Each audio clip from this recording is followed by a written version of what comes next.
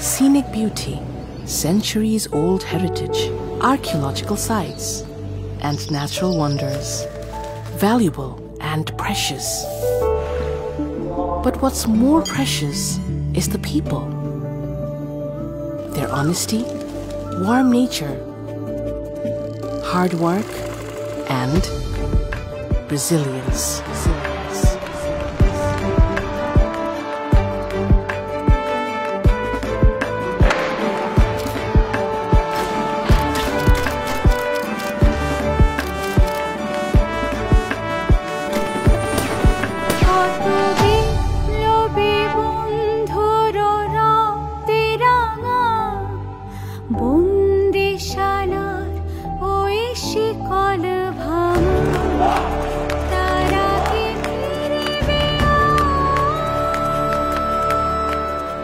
This is what brought us July.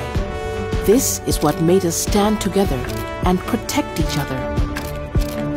When the country was literally without any visible police force. And this is the very spirit which brought us together in the face of a natural disaster which came right after the July uprising.